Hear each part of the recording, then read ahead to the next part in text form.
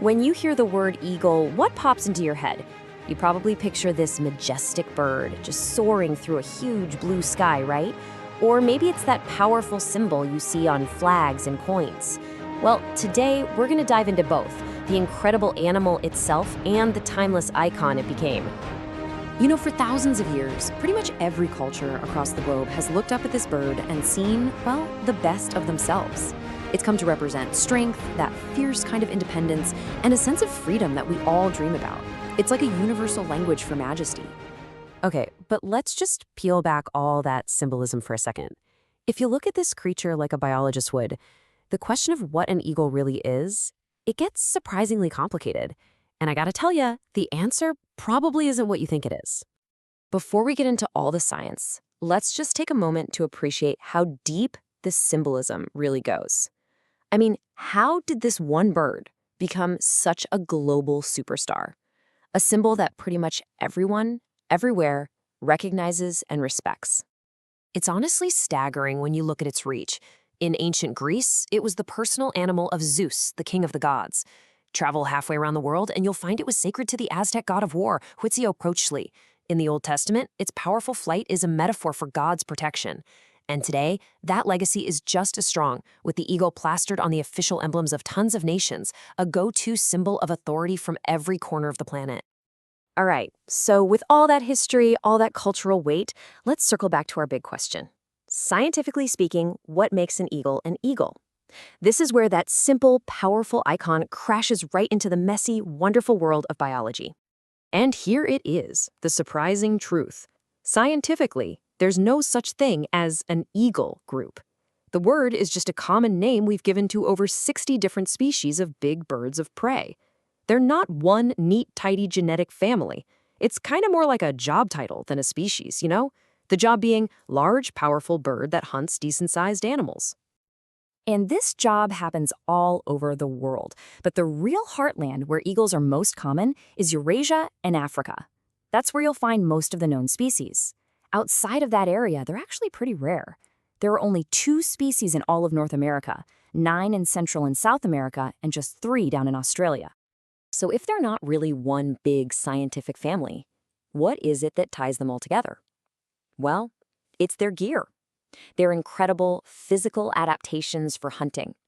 These guys are the apex predators of the bird world, and they come equipped with a biological toolkit that makes them absolutely fearsome hunters. So let's break down this perfect predator's arsenal. First up, the eyes. We're talking legendary vision that lets them spot tiny prey from insane heights. Then you've got the beak. It's heavy, it's hooked, and it's perfectly engineered for ripping and tearing. And finally, the main event, the talons. Backed by incredibly strong legs, these things are designed not just to grab, but to crush. To give you some perspective on that vision, a wedge-tailed eagle's eyesight is at least twice as sharp as a human with perfect 20/20 vision. It's basically like having a pair of high-powered binoculars built right into your skull. They see the world in super high definition from miles away. And their strength, it is just as mind-blowing. Get this, the record for the heaviest thing ever carried by a flying bird belongs to a bald eagle. It was seen flying away with a 6.8 kilogram. That's a 15-pound mule deer fawn. And that's just what they can carry. Some species, like the martial eagle, can take down prey that's 7 or 8 times their own weight. It's just incredible. Now, because eagle is such a broad term, scientists often group them informally. It's not based on genetics, but on their lifestyle and what they eat. It's just a handy way to make sense of all this amazing diversity.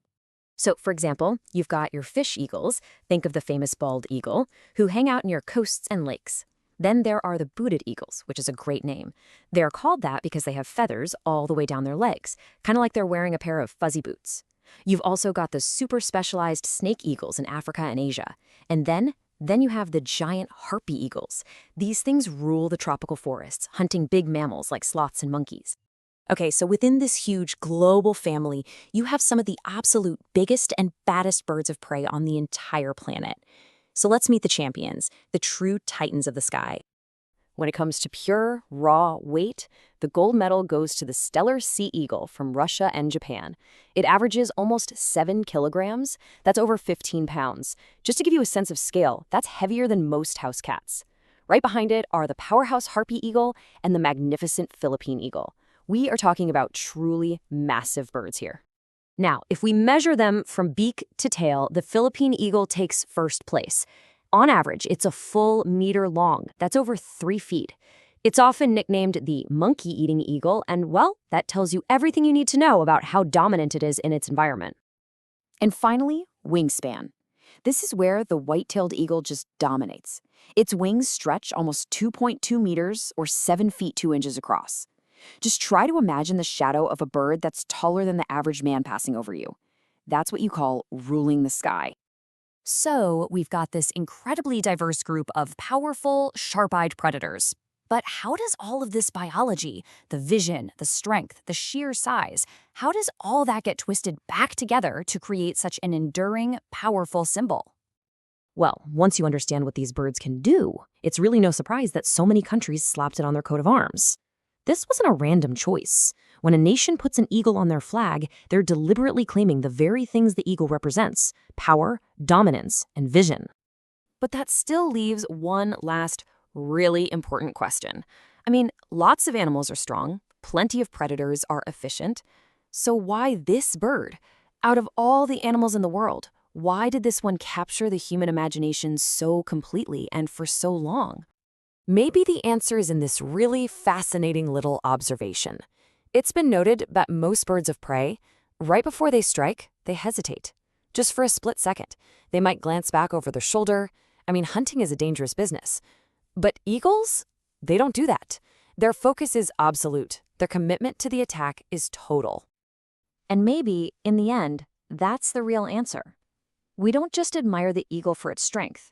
We admire it for its mindset. It is a predator of completely unmatched focus. And in that incredible focus, we see a perfect reflection of unwavering power. From the hunter in the sky to the icon on the flag, the story of the eagle is a story of singular, absolute purpose.